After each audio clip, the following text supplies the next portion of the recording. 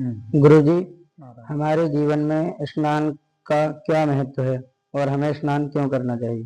हाँ, ऐसा है, हमारे जीवन में स्नान का तो एक विशेष महत्व है। बैठ जाओ।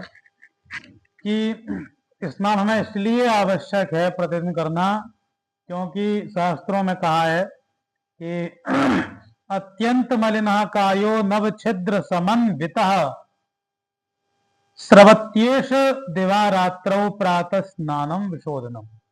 स्नान का इसलिए महत्व हमारे जीवन में कि प्रातः काल में, क्योंकि पूरे दिन में हम अपने जो भी कार्य करते हैं, और नव छिद्र समन्विता, कायो नव छिद्रम समन्विता, यानी कि ये 9 छिद्रों का एक शरीर है हमारा। ठीक है, इन 9 छिद्रों से प्रतिदिन कुछ ना कुछ मल इत्यादि हमारा निकलता ही रहता है, यानी कानों के द्वारा, आंख के द्वारा, नेत्रों के द्वारा, नाक के द्वारा, मुंह के द्वारा, फूक इत्यादि ऐसे करके। तो प्रातः काल स्नान करने के पश्चात, प्रातः स्नानम प्रशंसन्ति, मनुष्य शुद्ध होकर जप, पूजा पाठ आदि सत्कर्मों के योग्य बनता है प्रातः स्नान के बाद।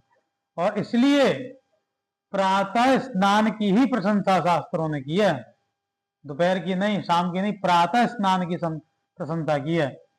क्योंकि प्रातः स्नानम प्रशंसन्ति दृष्टादृष्टकरम हित सर्वमर्हति शुद्धात्मा प्रातः स्नायी पादकम। इसलिए प्रातः स्नान करके इसलिए हमें आवश्यक है, एक तो शरीर की शुद्धि, बाह्य शुद्धि जिसे हम कहते हैं।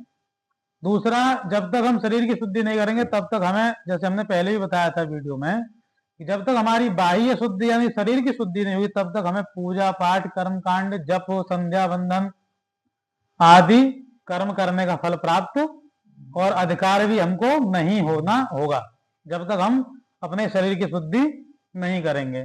वो एक बात अलग है कि कोई व्यक्ति रोगी है या वृद्धावस्था है, लेकिन उसके लिए फिर विधान ये है कि आप जैसे कि कटी स्नान कर सकते हैं। कटी मतलब नीचे से अपना नाभि से नीचे नीचे का हिस्सा अपना धो सकते हैं, बढ़िया जनेऊ धुल सकते हैं, ऐसे करके ये भी विधान है। लेकिन आपत्ति काल में, आपत्ति काल का विधान ये है।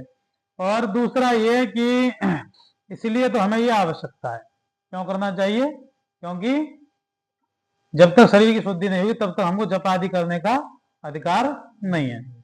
शुद्ध तीर्थ में प्रातःकाल स्नान इसलिए करना चाहिए क्योंकि यह मलपूर्ण शरीर शुद्ध तीर्थ में स्नान करने से ही शुद्ध होता है। और प्रातः स्नान करने वाले के तो कहते हैं, प्रातः स्नान चरित्वाधा शुद्धे तीर्थे विशेषतः प्रातः स्नानाद्यतः शुद्ध्येत कायोयम मलिनः सदा। जो प्रातः काल स्नान करता है उसके पास तो दुष्ट भूत, भूत प्रेत आदि भी नहीं आते हैं। और दृष्ट फल यानी कि हमें दिखने वाला फल शरीर की शुद्धि, और अदृष्टा फल यानी कि जो नहीं दिखने वाला पाप और पुण्य, पाप का नाश होता है, पुण्य की प्राप्ति होती है। ये दोनों प्रकार के फल हमको प्रातः स्नान से मिल जाते हैं।